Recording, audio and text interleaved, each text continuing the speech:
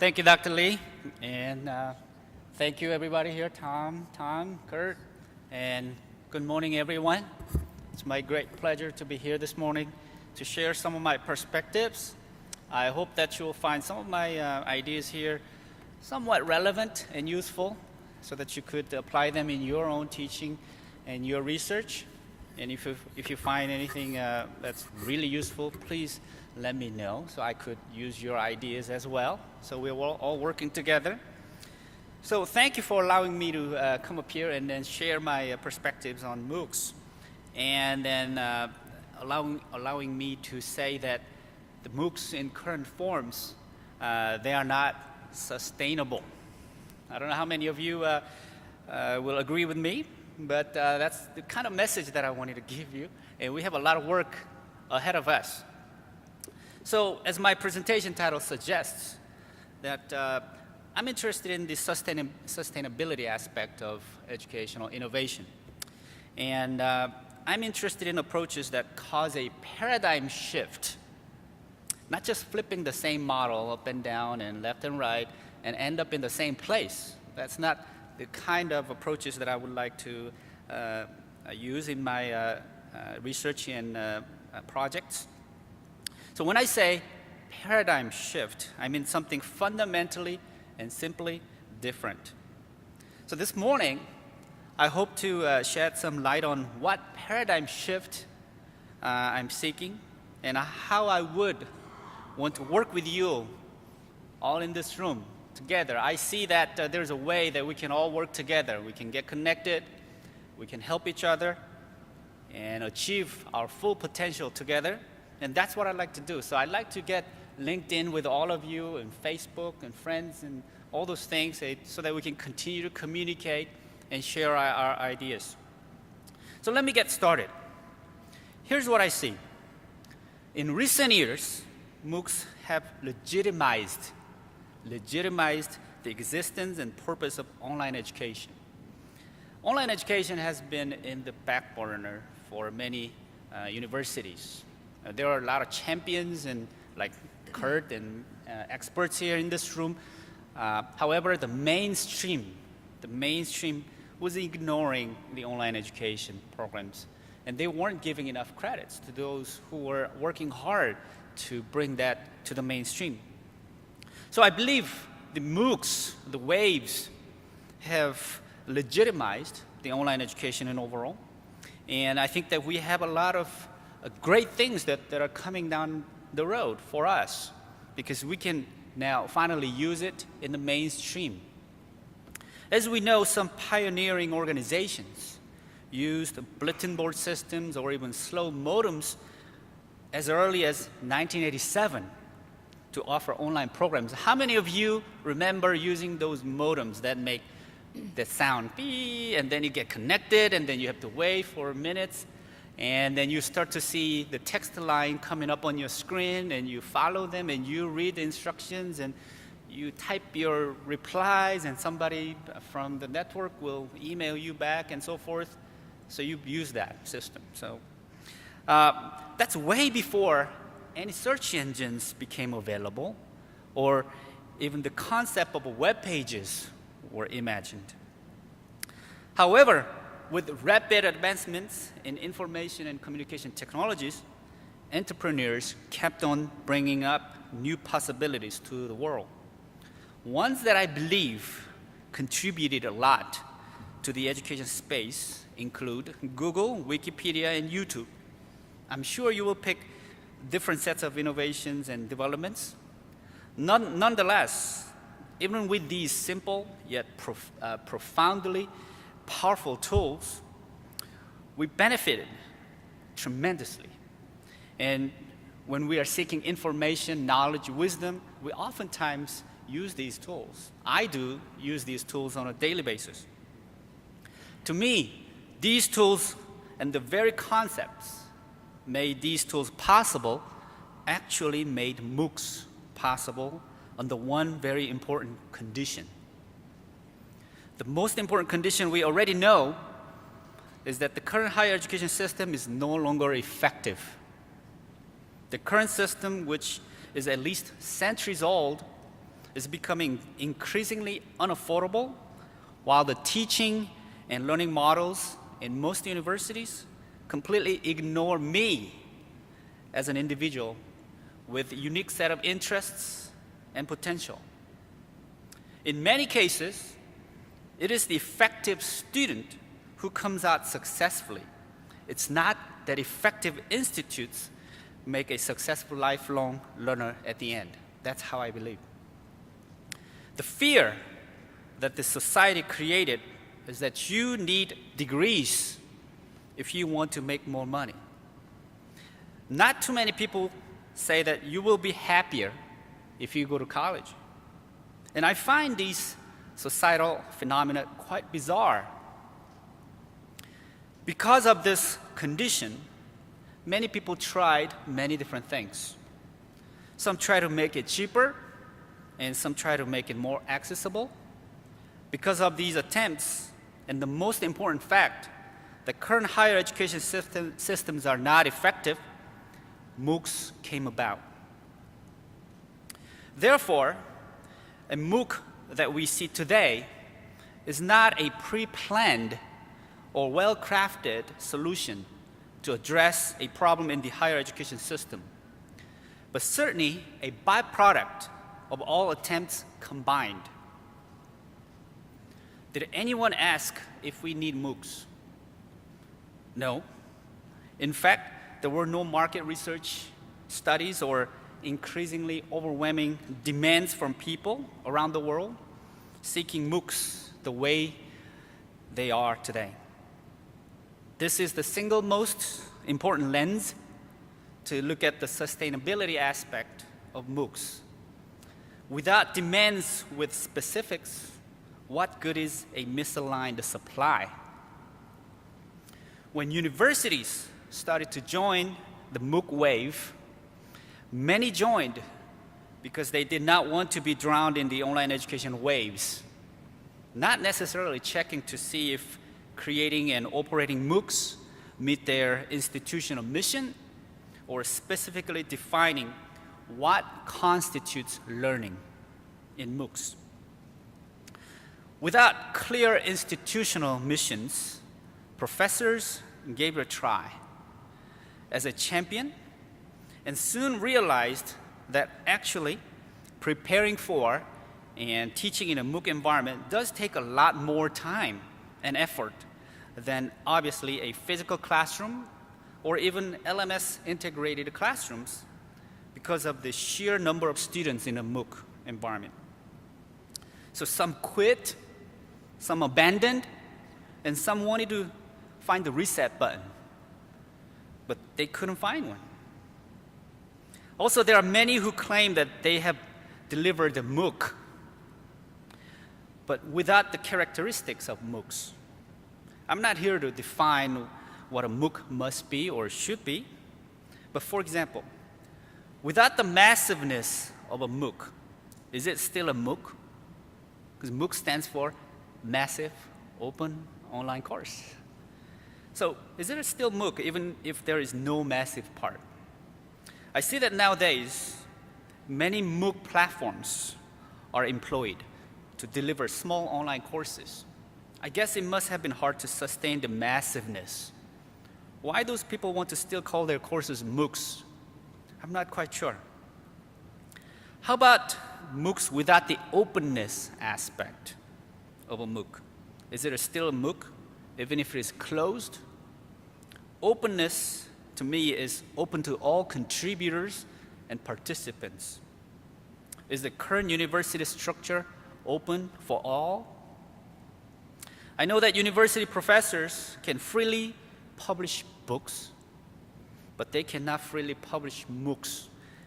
And maybe you don't notice that yet, but that's coming down the pipe.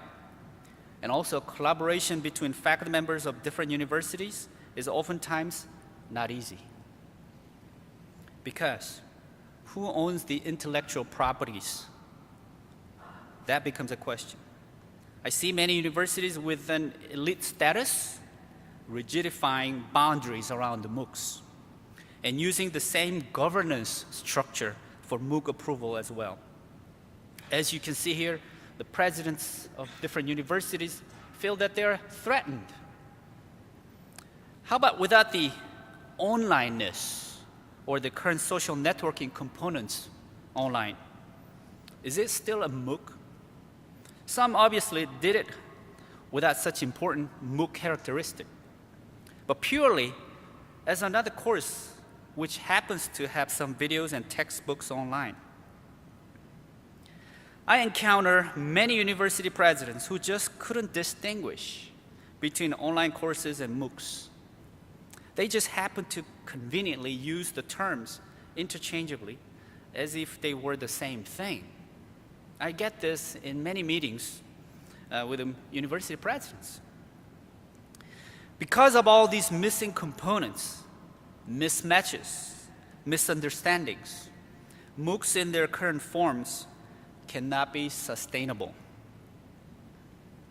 There's one thing that I can guarantee to you this morning. Things will continue to evolve, and so will MOOCs. I'm one of those hopefuls looking forward to seeing MOOC 2.0, 3.0, something that will cause a paradigm shift in the education space. There's some trends that I see that I believe will cause further evolution in the education space. One is about everyone becoming a teacher of something. Whatever skill or knowledge or wisdom you may possess, now it has become easy to share with the world and somehow monetize your efforts to sustain your model. Michelle Phan is a great example of edupreneurship. The reason that I picked her case is she's a very interesting person. She started to put her makeup tips online because that's what she is good at. And then she quickly got millions of viewers around the world. And with the millions of viewers who agree with her tips and who use her tips, and they, I guess, had a better makeups. And then a lot of people liked her way that she was teaching. And now she's starting her own company, a cosmetics company, and that company is called M. Michelle or something like that. But I find it quite interesting. I think this is an edupreneurship, and in the next 5-10 years, it's going to be the era of edupreneurship. Every one of you can be a teacher. Every one of you can connect with the world, and every one of you can sustain your model. I'm not saying go out, make a lot of money. Why not? But you can sustain your model. That is important. If you cannot sustain your innovation, nobody will remember. Maybe that's okay, but if you are trying to cause a real change in paradigm shift, you have to come up with a strategy to sustain your model. And Udemy, I don't know how many of you know this company. Raise your hand if you know this company. Some people pronounce it Udemy, and I pronounce it Udemy. But either way, Udemy is creating a marketplace for many edupreneurs like Michelle Phan around the world. So now, online marketplace concept is not just for Amazon or eBay. There are content providers, and then there are students and learners around the world. And there are organizations and companies that are making it easier for them to connect, communicate, and learn, and teach, and sustain their model. So education marketplace is going to be a mainstream phenomenon in the education space for years to come. Educators compete, and learners get to pick the best learning experience while monetizing their efforts to sustain their model.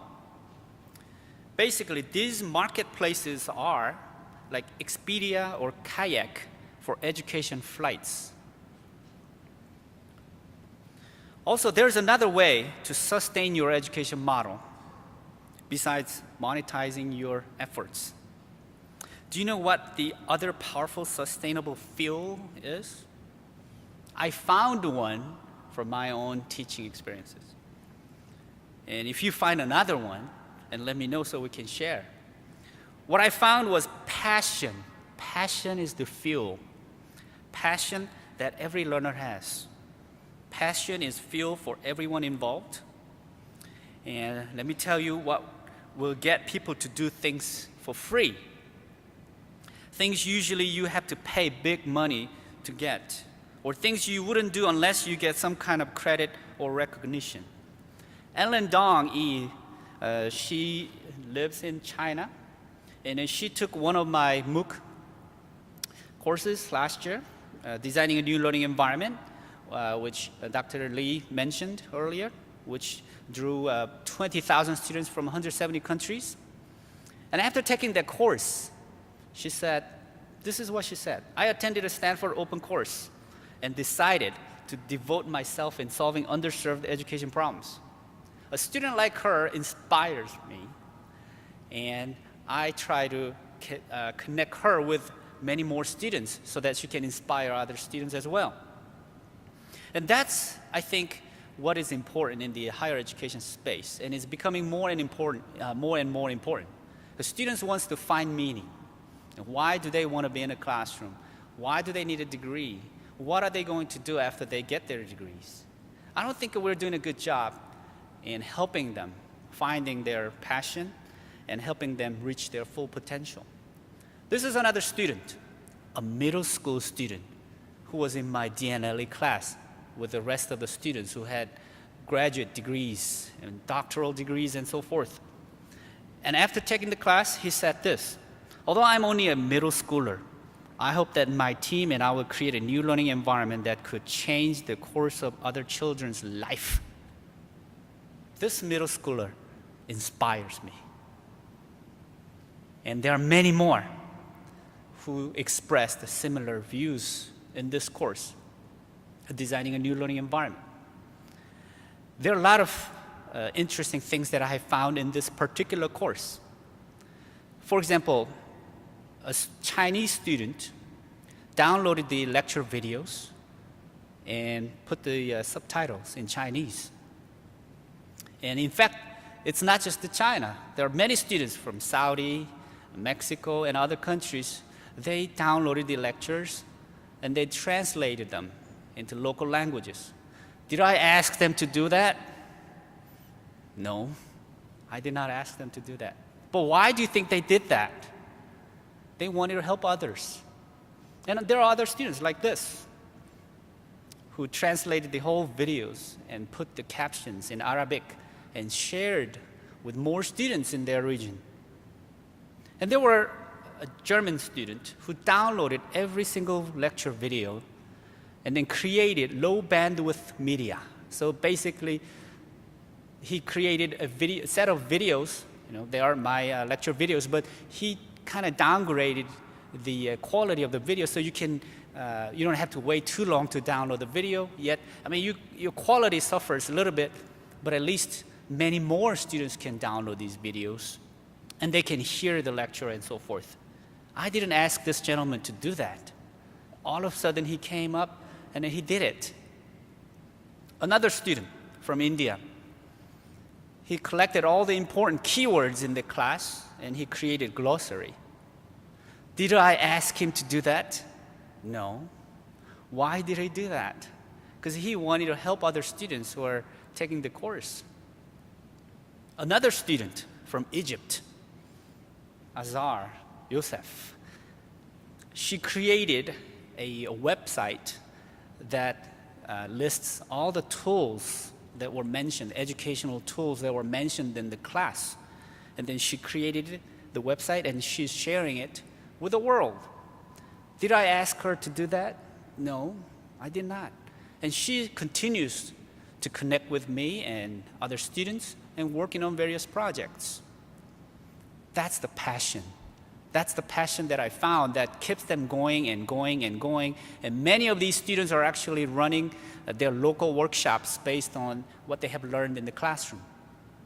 And in fact, they are also publishing their book describing their learning experiences in the course. So I'm looking forward to reading that book. But it's all done by the students. Some of you may know that I've been working on mobile learning projects in various countries with a few different mobile learning projects. This particular project here is it's called the SMILE, Stanford Mobile Inquiry-Based Learning Environment. And this is one of the projects that I shared in the class. As you can see on the left top, that's Jordan, and the right-hand side, that's Tanzania. Students are creating their own questions to share and solve and rank them, and they are discussing these questions. So generating question is the way of learning. And I wanted to take it to the areas where there's no electricity and internet access. So we experimented a little plug computer that can create this instant mobile learning network with the entire copy of a Wikipedia and selective video courses, all in this little plug, and we hooked it up to a battery. And a company came up and said, well, we're gonna make it better for you. And they came up with this product called the SMILE Plug. All these things happened in the last 2 years.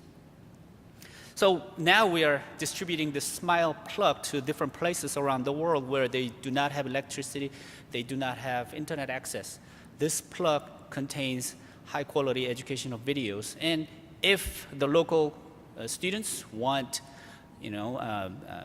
different courses from various sites here in the US, then we download them and we load them up in this plug, and we distribute them. India, students are using SMILE Learning Network to create their own questions. Tanzania, they're creating their own learning objects. And then now, Stanford Medical School is connected with a medical school in Zimbabwe. So they are sharing their questions. By examining questions, we know if they're learning, if they're making progress, etc. Things like that. It's about sharing. And why they do that? Because they have the passion to do that. Last year, actually this year, I was invited by Oxford University to give a talk about my work. And some of the students at Oxford were inspired, and they went to India to run this program by themselves. So one thing is leading to another and another. And other students who are going into school districts that are underserved, and they're running SMILE network on science subjects. So they're coming up with the creative ideas to implement some of these learning models that I discussed in my class. Our Dean of Stanford Graduate School of Business says this: the millennial students, those earning higher education degrees in the 21st century, walking through our doors, don't just want to make money. They want to make a difference. I don't know how many of you know Dick Frosby. Raise your hand if you know him. All right, so we have a lot more people who don't know him. So he inspires me because he kind of demonstrated how difficult the change is, how change is so difficult. So I'm going to play a video and what he did.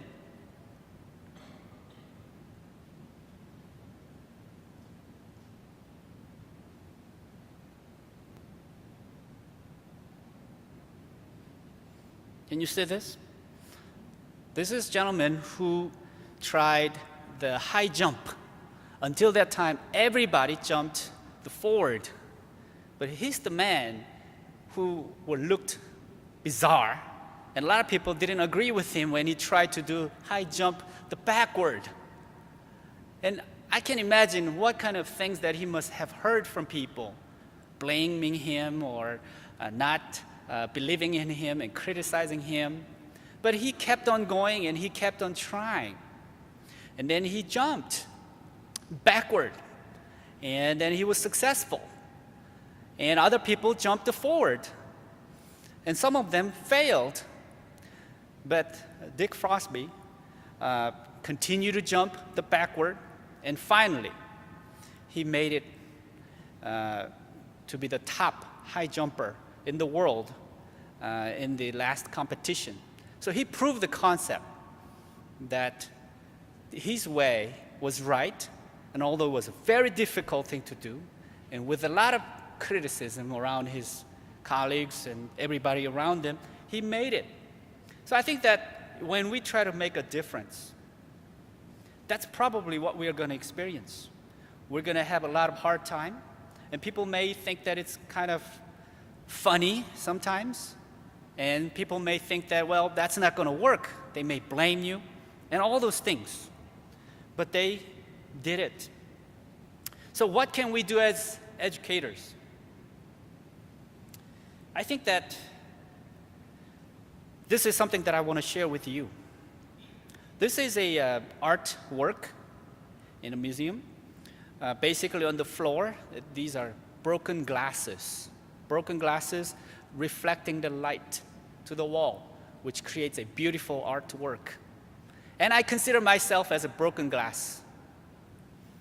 I'm broken, I'm not perfect, I may not be useful, I may be trashed, but if we reflect the light together, I think that we can create a very beautiful work.